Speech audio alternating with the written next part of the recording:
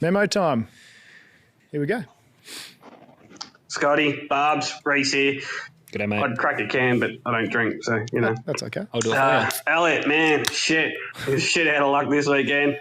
You had, 5 green flag laps in 3-4 races? Like, your boys put on a shit show, nearly as bad as the shit show that the supercar drivers put on Saturday, but, you know, they're the best drivers in the world in these cars. And Sunday was pretty fucking boring. Got to admit that the commentary this weekend was by far the most mundane and boring it has been ever. That very repetitive, same shitty stats, same shitty comments, every session, every 10 laps.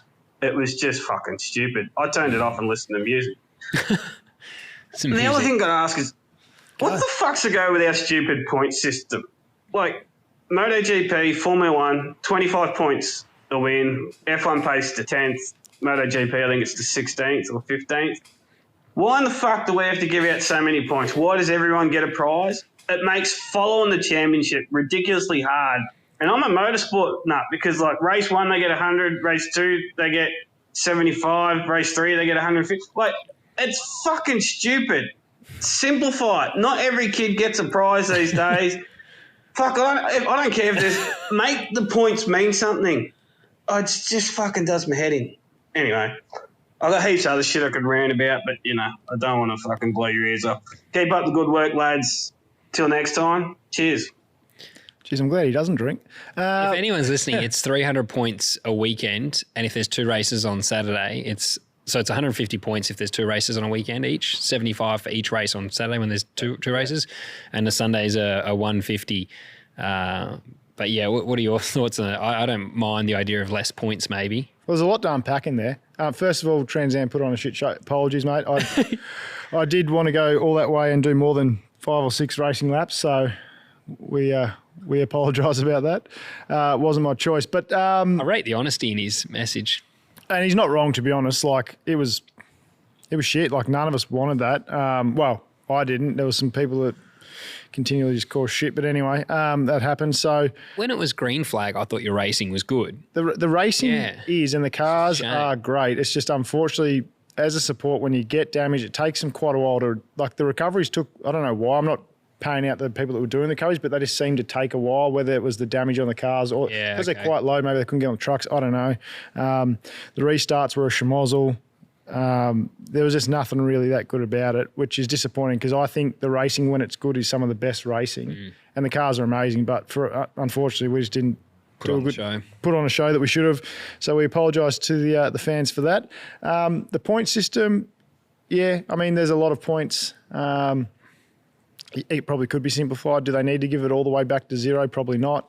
I mean, I've never really thought about it too much because they auto-calculate it for you and I just look at who's in the top and the bottom. I don't overthink it too much, so that's never been something that I've really worried about. It does reward being in the point system, because I think the points from 10th to 11th is quite a big drop. So if you're in the 10, the point spread's not as much per position, but I think then from 10 to 11 is a big drop. But I would always say you got to, in my opinion, it's not like everyone gets a prize, because it's important, I think, everyone gets points, because you don't want cars that have issues or whatever just pulling out of the race, or ones that they'll not. If they're, you actually see mechanics like get under it and fix it to make their 75% to get back on track, whereas you'll just have people retire cars because they're like 18th with 15 to go and go, we'll just save a set of tyres for the next round rather than pit. They'll just retire a car, and they can always fake a problem. And that's what I think you see. So the point system all the way down the order, I reckon, holds people accountable to do every lap, to get back out there and try and make a race of it. And also it means every position's worth it. Like if there's 10 to go and you're 18th, I don't see many people lunging for 17th. Because if you tear the car up for no points, you look like a fucking idiot. Yeah. So it's a tricky one. The one thing I do reckon though is like, why is it going to be 100? Why is it 300 points a weekend? Just make it like 60. It's 20 points a race or something, you know, like, and it goes 20 to 0. I have to be 25 points a race, so it goes down to 0. 300, I get that. It starts to become a bit like when a driver's finishing on like fucking 3,000 points. Yeah, like, it could be simplified a little bit. Yeah. Like, is 3,000 winning by 500 points in a championship? Is that a lot? I don't know. What does it mean? Yeah, no one knows what it means. Yeah. It's a good point. I did like on the weekend, I did like that they give 5 points for the fastest lap because we saw Cam Waters' team implement the 4-tyre stop so we could try and chase that to grab some more points. And Sam Potter explained, well, that way they were only dropping this amount of points versus if he didn't get that. That was good insight, actually. I like that. So that was actually really clever from them. So I like that because then teams can play that strategy, so I thought that was a good thing. What about the, you made me think the coverage, the actual broadcast itself, the screen, I reckon it's really imposing on the screen. Like, surely we can get that as a transparent. Oh, you're talking about the ladder? Yeah. And the reason I mentioned the ladder is you could have a star, like an asterisk next to the guy who's got the fastest lap or make them purple or something. Like in Formula One, they have it. I can't remember what it is, but it's very clear who holds the fastest lap. Yeah, it like highlights. Whereas all we get is like how many pit stops someone's completed and then it rotates to the gap, I think. NASCAR does a similar thing. But it would be good to know who has the fastest lap or who's holding it. Yeah, NASCAR does a similar thing. It has a little like purple stopwatch come up on the that's on the perfect. app next to the person's name. Even like the digital lights, they could make that, there's stuff that could be done. Yeah, like that would be good because now they're making it. That was actually really good insight, I think, from the Tickford guy that said we will only lose 1 point to Brock if we get the fastest lap. So it's important. 5 points is a lot. And that straight away you go, as a fan, you go, well, that's why they did the 4 type. That makes complete sense. Yeah. Good on them. That's smart. Yep. Liam Kimball's thrown in there. F1 has the little clock. There you go. So that's theirs. Simple fix. There was a lot of mistakes on the, I don't know what you call it, graphics on the weekend as well. What was Cooper's name? It was like a woman's name, like Jackie or something? No, it was Jacques. Jacques something. I felt bad because I posted that on our socials and said, she's not my type, but something about that. Anyway, it turned out it's Jacques, not like I was like, so someone with that exact name got tagged. The first and last name was the same. And they got tagged and they were like, I can't believe they misgendered you. And he's like laughing. So I'm sorry, Jacques. It's, that was me. That I'd read it as Jackie. I don't know why, but anyway. We're not that smart. That's cool. I can't read. Next one. Hey boys, Katie from Sydney. I was just G'day, Katie. thinking after your last podcast, when you talked about Team 18 and David Reynolds, I was wondering how much does the backing from the team or lack of backing from the team affect a driver's mental health and the confidence they have when driving? Because we always hear in like commentary and broadcast that they always talk about the confidence within the car, but they never talk about the confidence and the backing from the team. So I was just wondering, since you guys are drivers and have driven in different teams in different situations, how much does the backing or lack of backing affect the way that you go driving and your confidence and your mental health in yourself? Thank you, boys. Love the pod. It's a really good question. Thank you. I think it's really important. Do you want to? You fire, mate. You've obviously. I think what's relevant is I've shunted a lot of cars and I've had to walk back into an awkward feeling garage, and that's the moment where support means the most. It's not just in general. Obviously it's very nice when a team has your back and they believe in you and it gives you confidence. The hard times. But the hard times is really when a driver needs it. And no one else is going to be more critical of themselves than a driver when they've just torn a car up. That's the worst feeling I can tell you'll ever have. And so they're the moments that you come back in a garage and a good environment. They get around you. They know it wasn't intentional when they make you feel, or they put you back in a headspace that allows you to go back out and drive the car like that didn't just happen. Yep. Some bad environments. I've been very fortunate. I haven't really been in any that I've struggled with or had people doubt my ability that I've been aware of. I've always felt like the people around me had my back. Your mechanics, I think, are very important in that regard. Your mechanics are... I don't know, your relationship with the engineer is very strong, but I've always loved it when a mechanic that works in your car has your back, because they're the guys that are underneath it fixing it when you tear it up. And that relationship I've always thought is really important, but it plays a massive role. The driver's headspace is so important. Feeling confident, being able to go out there and drive based on instinct rather than second guessing is number one, especially when you're splitting hairs in lap time. It comes down to, not trail braking too hard because you're tense, like carrying the brake too long because you're tense, or whatever it might be. You need to be relaxed. And you see it with Brock. His confidence right now will be through the roof. He'd be driving on pure instinct. So for Will, on the other side of the garage, you want your crew to be around you, just reminding you that, fuck, dude, you got this. You're the champion. Exactly. Like just confidence is king. Yeah. So it's a really good question, but it is.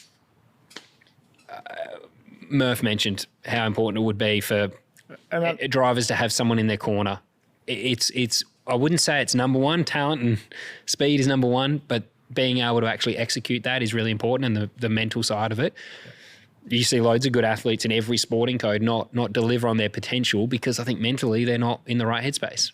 Yep. So yeah, crews and stuff contribute to that huge amounts. If you're in the market for a rental car, AHU 15 for 15% off already fantastically priced hire cars. Trico wiper blades. Barbs, if you're in the market for wiper blades, what are you going to buy? Tricos. Absolutely. And if you don't want to rent a car, you want to buy one, Lancaster Motor Group. That's right. And if you go in and you mention Apex Hunters, you get a free wheel alignment. When's that till, Scotty? End of June, I believe it is this year. So if you get in and mention Apex Hunters, you don't mention our name specifically because I won't know who you're talking about. But if you are one to hit the gutters, or your missus likes to hit the gutters in your car, mine is guilty of that too. Take it in, they'll give you a free wheel alignment, job done. All the links to these websites will be in the description of this video. Quadlock, the link there if you're after any phone mounts, adapters, or a cover. You need a case for your phone. Action cam mounts as well. We smashed those. That we use them flat out at the Adelaide Motorsport Festival. Any of the vision they're awesome. There was so quick to just change them. Well, that was the thing that I didn't realise. Yeah, you don't need to undo your GoPro mount anymore. They've got their own connector, so that's very fast. But if you can support the partners that keep us alive, if you'd love to watch our podcast live, like some of our Patreon members, go over there and sub. Back to the show. Hey, legends. Oh, it's a bit quiet. Long time this first time getting in. When an event up in Darwin, absolute carnage in the Trans Am series. Unlucky for Elliot. Who's forgotten? I think it was Gaz Mostert. He sort of definitely had a tough weekend. Ross Forward did extremely well as a local Northern Territorian, and it was great to be able to get the Apex Hunters hat on the big screens over the weekend. We got away with it for the first day and then got a bit of a talking to on the Saturday, but it definitely means you guys are doing something. So it's great for everyone and everything that you guys do. And yeah, awesome to meet Elliot at the after party and have a chat with him about everything. So keep doing what you're doing, legends, and keep making awesome pods. Thanks, mate. It was good to have a beer with you, and it was good to see the hat up there on the big screen. So, were you sideways on Sunday night? Darwin normally delivers. What was Sunday night like? We had a couple of beers. Yeah, I'm not going to lie. It was pretty good. We Trans Am had it, so I took the boys for dinner. We went out a decent steak and actually bumped into Brock and Will there. They were eating there, so that's how I knew it was going to be good. And then, we went down. Trans Am had like its own little thing, which was pretty funny. They had some karaoke going. I got dragged up onto that, which was... Oh, what'd you sing? Actually, it was Wonderwall by Oasis. Todd Hazelwood's not only a great driver, but he's also an exceptional karaoke singer. So he dragged me up there. So is he actually? He goes well on he loves the dance. Very good at karaoke. He really gets the crowd behind him. So he dragged me up there, much to my horror. That is awesome. I didn't have enough beers to do that, but I got up there anyway. And then, we just kicked on, had a couple of beers with the boys. And I think that weekend for us, like the guys, some of my guys hadn't been there before, been there for a long time. So we just made a bit of a team thing, and then so we had a few beers on the Sunday night, and then we went and played golf Monday and sort of made a bit of a day. It's a good event, isn't it? Yeah, so it was good. Yeah, g'day boys. Absolutely loving the podcast. Keep up the good work. Cheers, mate. Just seeing what you guys think of the idea of the Bathurst winner this year. Just going straight to the playoffs, obviously watching a bit of NASCAR and incorporating a bit of their idea. I think it'd be pretty cool. Interested to see your guys' thoughts. Cheers. I've thought about that. Like if you win Bathurst, you're straight to the Final Four. Yeah. I'm kind of not against it. I mean, I have thought about it. I then do think I think it's rare, especially in this day and age, that someone's going to win Bathurst that's probably not potentially, you're not going to be running 25th every weekend and then win Bathurst, I don't think. Not in this day and age. Makes it like it might make more sense to do it. No, and that's why I think you could get away with it. Yeah, okay. Oh, sorry, yep. Yeah, do you know what I mean? So, I don't think it's that bad of an idea because, I can't see that happening. I think it it add a lot of spice to. I mean, drivers. I've never obviously done the 1,000. Scotty, you have. You've come very close to winning it. They probably don't need much more incentive anyway to try and win it because it's most people's dream is to win the 1,000. So I don't think from that point of view it would do much, but I think it's a cool extra little feather in the cap if you do win the 1,000. You know you're in to the. So it's worth more discussion. Tell us what you guys think in the comments. I really like it. Well, there you go. Yeah. Tell us what you think. I like it, mate. I reckon that's a cracker. Straight through. It's Bathurst. Hey, boys. Jack here. G'day, Jack. Fucking well done, Barbs. Making 7 spots. Well done on Sunday. Pretty happy with that, hey? Look, as a Ford fan, I'm so glad Feeney's coming over. That was a tremendous drive. And, yeah. One question. What do you reckon the Hoysier tyres would look like on the supercars? I reckon it'd look excellent. You'd love it. Put it easier on. I'll tell you, a 15-inch Bassett wheel. We'll downsize the brakes. See how good they are. Geez, imagine the Bathurst 1000 with 15-inch wheel, small brakes. That'd be a drama, wouldn't it? Well, we can stop them, but we're a bit lighter. We don't do 1,000 Ks either. We have to do rotor changes, actually. I don't think you'd like the brakes and compare to the brakes. Give us some insight. What's the tyre like to drive on? I am curious. Well, the tyre's good. So it slides, but it actually creates a lot of grip. So like our apex speeds are near on bang on with a supercar. Like I think peak speed, we were only 3 seconds off a supercar at Darwin. You guys are a little bit quicker in a straight line. What's your top speed at Darwin versus supercar, do you know? 252 we were. What's a supercar? Oh, God, I don't know. I think you're probably about 10, 15 Ks faster. So a bit of that is in, obviously, your power. You've got a bit more grunt. We're a little bit lighter. So they're actually very similar. So like our markers that we use are all supercar markers, brake markers and stuff like that. It's all basically even Stevens. So I think the speed just comes from, we've got a little bit less grunt. We're only 520 horsepower. We're 1250 kilo. You guys are 650 or 600 and 1350, I think, aren't you? 1335 plus driver and 600 I think now. Yeah, we were 650. Yeah, so they're very, very similar. But the tyre is great. Actually, it surprises people when they drive it how much grip it produces. Like the cars are sliding, yes, but it doesn't feel like you're that loose in the car. So I love the Hoosier, but I don't know if you'll get it on a supercar. Yeah, it might be a struggle. But yeah, at least put a different wheel on the supercars as a starter would be nice. Yep. Hi, Scotty and Barbs. It's George here from Melbourne. Hey, George. Just come back from the races at Darwin. Fantastic racing from you, Barbs. Great effort from the team to get the car back on the road, and the last race was great. Just want to ask, is it the best way to start your races side by side? Because you produced absolute carnage, and we didn't get to see enough of the Trans Ams, which are actually better than the supercars. But yeah, just want to see if that was the best way to start your races, and would single file would be preferred. Thanks, guys. Keep it up. It's funny you mentioned that because even for Trans Am, but also supercars, Darwin always creates dramas with restarts and race starts. For us with the race starts, we have rolling starts.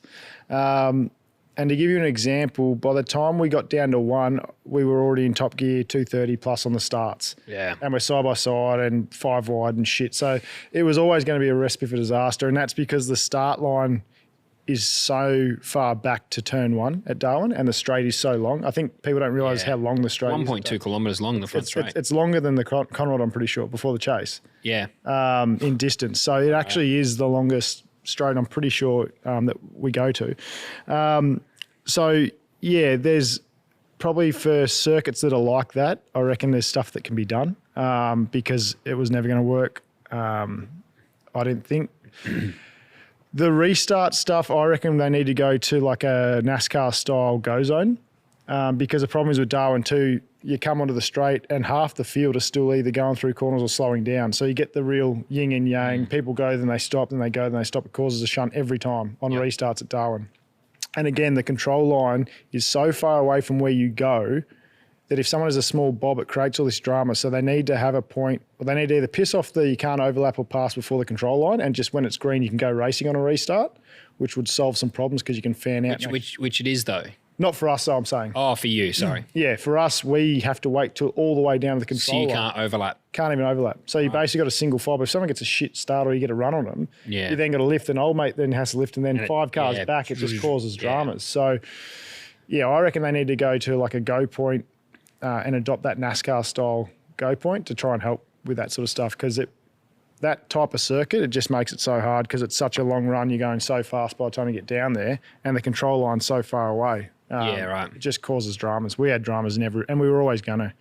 And that's why, like, my team actually sprayed me on one of them because they're like, oh, you weren't close enough to him. But I was like, yeah, intentionally, because I needed space for them to prop, and I also needed space to see if there was going to be a prop. Otherwise, we're just going to tear the thing up like everyone else was every time. So I actually left like 2-3 car lengths so I could try and give myself some room, because it was just and when chaos. you're playing a long game anyway, it's not like you're going to get to the lead of the race on the restart. You might as well give up one spot by not being able to make the pass. But live to fight the rest of the race. Yeah, and it worked out actually, because we got up to one and someone had turned someone around, and then I had enough room to see it and jump the curb and miss it. Where if I was up someone's arse, you end up driving in the door again. So, yeah, there could be stuff to be done. Hopefully the category look at that stuff, because, I think we could maybe just play with it a bit, because we don't want to go that way and have the crashes and the non-events that we had. And I say, when we do put on good racing, it is some of the best racing. So it was just a shame that we didn't get to showcase that for everyone. Supercars is a tricky one, but I feel like Scafey got very carried away, slamming all the drivers when it turned out that Woody had an engine failure, which really caused the massive issue. But he was also critical on the drivers. It is not the driver's fault in Darwin. The safety car is too slow. Way too slow. The green flag got called. Brock had to drive to the infield, to the inside of the brick wall, so that no one can get an overlap on him, because we're allowed to overlap at the apex of the last corner. So it's not, the drivers can't do anything. Brock can't go. He has to maintain 80. So he drove across to the infield, like fucking right on that inside brick wall, and then got the green flag to go, which the issue is then you got drivers cutting across the left when some of them are allowed to overlap, so they do, which means that as you're moving, you've got guys pulling out to pass, and it just creates chaos. And then obviously you had the engine failure. So had Scafey taken a breath for 2 seconds, he would have realised there's an engine failure up the field, which is actually what caused it. But every year it happens at Darwin. I know that I heard one of the drivers say they selected a go point or something for the safety car to be released, I think a little bit earlier. But it's still too slow. Like the safety car gets, every time, we should be getting green flag at turn 10. It should be in the driver's hands from turn 10. Yeah, or you do like a NASCAR style where there's the go zone right up at the line or something. You know, from box 1 to 3, you have to go in that point. So everyone by that point is out of the last corner. Out of the last corner, because that's the problem at Darwin. Because if you're 25th as an example, you're accelerating up, then you're braking, then you're turning, then you're going, and then they've stopped, and then you got to... Yeah, but that makes no difference to any other race lap. Like, I've been in those restarts so many times. If it's in the driver's control through turn 10, 11, they can go whenever they want, and we will be single file, and you can go. That's if you've got guys at a similar speed. Yeah, so main game, I agree with that. I'm just talking supercars. Yeah, so Scafey was like shit-canning the drivers, saying, this is ridiculous, they're out of control, they shouldn't have done that. And obviously 10 seconds later you find there's an engine failure, that's what caused it. But also the safety car gets released too late. Darwin, it always happens. It happens at Sydney Motorsport Park as well. So I think even if... To your point, the safety car for you guys and supercars could piss off at the hairpin because they've got to control anyway. No, it does. It's too slow. At 80, it couldn't get going. The safety car can't gap Porsche, as fast. What's he doing? It's because you're turning corners. The things that, they're road cars really. So a road car I laugh like Sandown 500, it gives perspective on how quick a supercar is. Like the minimum speed at turn 4 at Sandown, that sharp 90 is 90 Ks an hour. So we can roll through there on the pit lane limit of that 80K zone that we can do under the virtual. That's what caused some dramas last time, didn't it? Because cars spun. People were staying on the thing to get round it. And, so we will catch the safety car at 80 through corners just by cruising up to them. Rolling, and he's fucking hustling and his minimum speed's below 80. So I think you could almost go like release the safety car lap early. Everyone has to maintain 80 for an entire lap without the safety car. So that you could just go whenever you want. You go, okay, from like turn 10, you can take control of the race. You know what I mean? It's not like... I know what you're saying, You don't need to worry about releasing a safety car. Everyone there is a professional. Fuck the safety car off and then let the driver do the restart. Hunters, I just want to take a moment to thank one of our fantastic supporters, Shaw & Partners Financial Services. Shaw & Partners are a leading national investment advice and wealth management firm. They act for and on behalf of individuals, institutions, corporates, charities, and family offices. So, if you're looking for advice or assistance with investments or strategies, look no further than Shaw & Partners Financial Services. With a 35-year history and 8 offices strategically placed all over Australia, their financial advisors are within reach and ready to provide tailored solutions and advice. For more information, follow the link in the description of this podcast. Back to the show. G'day, boys. Loving the podcast. Keep it up. Thanks, mate. Bit of housekeeping for the weekend. Elliot, turn 1. You can't park there, mate. I was wondering where that was going. Yeah, I was like... Housekeeping done. Nice. Supercars. Yeah, Mr. Silkworm. He's in one hell of a purple patch. You've created a thing. Deserves a lot of credit. I reckon he had plenty in reserve, so he had the field covered and then some, even if anyone else looked like a threat, which they didn't. The negatives from the weekend. Fucking commentary. I don't know if you guys heard, but Kai Allen had never been to fucking Darwin before. Did you listen to this one? No, you got through the weekend and you still didn't fucking realise, you're a smart prick because you had the commentary on mute, because that's where they deserve to be. Get rid of them. Just a waffle. Like, fuck off. Anyway, keep up the good work, lads. It is impressive when a young lad turns up and does well, but by Saturday, I said to Shannon, my partner, I was watching telly and I was like, I'm so fucking tired of hearing that Kai has never been to Darwin before. And then the other one was that 7 seconds in turn 1. They were like, they're too. It does become frustrating. I feel your pain, dude. And you were lucky enough to be at the track and not watch it, but on the weekend. Well, I had to watch the replays still, though. It was that. I was put through it, don't worry. Mate, I reckon it was the worst weekend I've watched for. It just did my fucking head in by the end of the weekend. And the inside jokes, they fake laughing at each other. Do you know what I did notice when I was watching all the replays was I actually hate the drone shot because it's so unclear and out of focus. You can't actually see. They cut to it just... The resolution is so bad. Yeah, they cut to it a lot when they probably shouldn't. Like I get like the nice top-down second once or twice, but they were using it quite a bit through one and like I couldn't even see who it was. I feel like they did it at Perth too, and it was compressing the images so much you didn't even know which car it was you're looking at. And I think that like James Corney's on white car, I think, with green or whatever. It was black, like the whole car, and I think the quality is quite low. Like it's not. Yeah. I don't know that it's a big. I don't know they're fucking flying cinema cameras or production cameras off this thing, which they would be in like F1. Yeah. I think it's low rent quality. Like I get to have the drone there, but I just felt like they overused it for the quality of it. Yeah. I agree. And like when you're watching on your TV, the color changes a lot because I think we have it here. Literally, we've got cinema cameras and then photography cameras, and so the color you get out of them is different, and we fix it in post-production. I think the drone might be giving them like a colored version rather than the raw, because it looks totally different, and then the quality is compressed massively, and it looks. I just thought they overused I'm with it. Yeah. You got to be careful when you use it because otherwise it looks... In the right circumstances, great. But takes you out of you're like, ooh, what's that shot? Yeah. But, I can't park there. That was a bit shit, wasn't it, mate? So I'll just touch on that too. I laughed at that. That's why. It looked like, I know you said it felt like forever. It looked like you were like, oh, I'm out of trouble. And then it was just like you're waiting and someone turned up and fucking T-boned you. It was just like, oh, he's out of trouble there. And then doof. Yeah. Waiting for a mate.